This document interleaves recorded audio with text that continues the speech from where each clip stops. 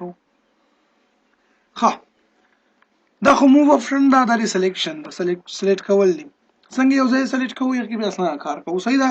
یغه پس یو منیو اوپن کیږي چې یو ته وای نیو سلیکشن کله کې کله دوه سلیکشن کې درې سلیکشن کې سبټراکټ معنی یو سلیکشن کمه وړو کوي او دغه سره موږ څه کوو یو سلیکشن بل سلیکشن لپاره چې کله موږ سلیکشن وکړو به څنګه کوو ختماو به. صحیح ده کنه. نو اوس راځو دا اپشن ته وایم. صحیح ده. دا اپشن نه دا مارکر شان دي دا په دې کې دوه اپشن دي. یو سلیکشن نه لای شي هغه نه وایم هغه تر اسمه کې درې خبرې دي. صحیح ده کې دا درې دي.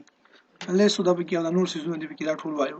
دا اپشن ته هم دي کې کار کوي. دي کې یو کویک سلیکشن ټول دا او بل میجیک وین ټول دا.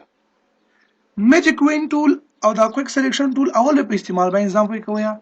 یا اپشن نوم ځکه وي استعمال چې رسل لپاره یوز کو او څنګه به استعمالو دا درې خبرې وځه کوي دا هر اپشن یادېږي. اوس بل حال ته یو کس تصویر راوړي ته وایي چې دی بیک ګراوند څنګه ده وایټ دی بیک ګراوند وایټ ده او زه غواړم چې دی بیک ګراوند شین کړم بیک ګراوند چینج کړم. نو ته به اول سلیکشن کوي کنه چې پکچر نه بیک ګراوند سلیکټ شي هغه بیک ګراوند سلیکټ نه ختم کړم. دې لپاره موږ میجیک وین سلیکشن یوز کوو. دا میجیک وین سلیکشن یوز کوو. بیک ګراوند دا په هغه بیک ګراوند باندې کار کوي کوم بیک ګراوند چې یو شانتي وي. هغه ځای موږ ته سلیکټ کوي کوم چې یو شانتي وي. زه کلیک کوم ګوره ها ودل کوم جینس یو شانتي هغه ټول څه کړل دا سلیکټ کړل. ټولرنس یې د سودا دوه ده که زه ټولرنس وته زیاته کم سلیکم. اوس بیا زه راخله ما او میجیک باندې کلیک کوم اوس وګوره ډیر ځینې سمه ټولرنس زیات وي یو نه وته زیات سلیکشن کوي. صحیح ده.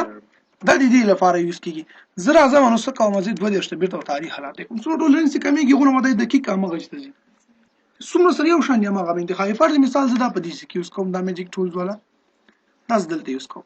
زه کلیک کوم ور دې باندې مدا بيخي کار نه کوي مخ باندې وکړ کې نه کوم جنس یو شان یوز هغه سره څنګه کړل لاندې وګوره کار کې اجینه مسلې کې خو دا ګوره کوم ځای سره یو شان دي صرف هغه سلیکټ کوي نور ځای نه سلیکټ کوي. نو دا په تدسی یو بیک ګراوند لپاره یوز کوي چې هغه سره یو ډول یو شانتي. نو زه وراسم شاته بیک ګراوند باندې کلیک وکم.